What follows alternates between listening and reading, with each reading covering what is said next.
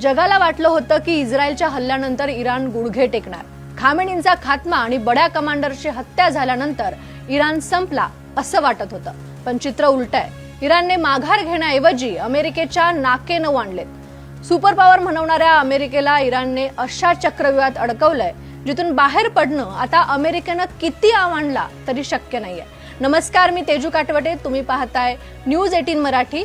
इराणने अमेरिकेला कसं नाकेनऊ आणलंय हे आपण 3 मुद्द्यांमध्ये समजून घेऊयात। पहिला मुद्दा, इराण भूमी सोडत नाहीये, माघारही घेत नाहीये। किती हल्ले झाले तरी आपलं प्रभाव क्षेत्र इराण सोडायला तयार नाहीये। लेबनॉन, सिरिया आणि येमेनमध्ये इराणने दशकांपासून आपलं जाळं विणलंय। त्यांच्यासाठी ही फक्त सीमेची लढाई नाही तर अस्तित्वाची लढाई आहे। इराणच्या सर्वोच्च नेतृत्वाचा म्हणजेच खामेनींचा खात्मा झाला। त्यांचे अनेक कमांडर मारले गेले तरीही इराणची पावलं मागे पडत नाहीयेत, कारण त्यांना माहिती आहे की एकदा का त्यांनी माघार घेतली तर इराणची इस्लामिक क्रांती आणि त्यांचा प्रादेशिक दबदबा कायमचा संपेल, आणि त्यासाठी ते जिद्दीनं लढतायत। अमेरिकेच्या प्रत्येक हल्ल्याला तोडीस तोड उत्तर देतायत। कोणत्याही प्रकारे इराण माघार घेईल असं दिसत नाही। उलट इराण केवळ सैन्यावर अवलंबून नाही, त्यांनी स्वतःचे क्षेपणास्त्र आणि ड्रोन इतके विकसित केलेत की प्रत्यक्ष युद्ध न करताही ते इस्रायल आणि अमेरिकन तळांना लक्ष्य करू शकतात। इराणने गेल्या 4 दशकात लेबनॉनमध्ये हिजबुल्ला, येमेनमध्ये हुती आणि सिरिया, इराकमध्ये विविध लढाऊ गट तयार केलेत। इराणचे गणित सोपे आहे, युद्ध आपल्या भूमीवर लढण्यापेक्षा शत्रूच्या उंबरठ्यावर लढलेले केव्हाही चांगले।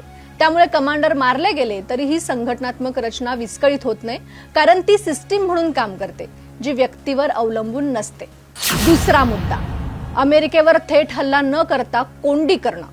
अमेरिकेवर थेट हल्ला न करता किंवा अमेरिकेच्या अवाढव्य लष्कराशी भिडण्याऐवजी जगाला वेठीस धरणाऱ्या गोष्टी इराण करते। सौदी अरेबिया किंवा UAE सारख्या अमेरिकेच्या मित्र राष्ट्रांवरती इराण हल्ला करते। जर आम्ही सुरक्षित नाही तर कोणीच सुरक्षित राहणार नाही असा संदेश इराण त्यातून देते। आणि सगळ्यात महत्त्वाचं म्हणजे इराणचं ब्रह्मास्त्र असलेलं स्ट्रेट ऑफ हॉर्मुझ। जर इराणने हा मार्ग केवळ काही दिवसांसाठी जरी विस्कळीत केला तर जागतिक बाजारपेठेत कच्च्या तेलाचे भाव गगनाला भिडतील। याचा थेट फटका अमेरिकेतील पेट्रोलच्या किमतींना आणि पर्यायाने तिथल्या निवडणुकांवर पडतोय। जगातील 30% तेल वाहतूक इथून होते, तो बंद करून इराणने संपूर्ण जगाला वेठीस धरलंय। त्यामुळे तेल महाग होईल। तेल महाग झालं की युरोपपासून आशियाईपर्यंत महागाई वाढते। परिणामी इतर देश युद्ध थांबवा असा दबाव आणू शकतात।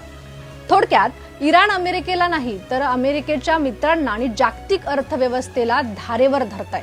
तिसरा मुद्दा, युद्ध लांबवून अमेरिकेला वेठीस धरणं। इराणची तिसरी आणि सर्वात घातक रणनीती आहे युद्ध लांबवर खेचणं।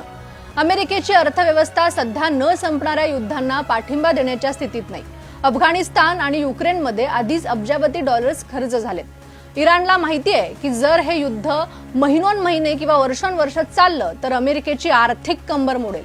इराणकडे गमवण्यासारखं फार काही उरलेलं नाही, पण अमेरिकेला आपली जागतिक प्रतिमा आणि डॉलरची किंमत टिकवून ठेवायची आहे।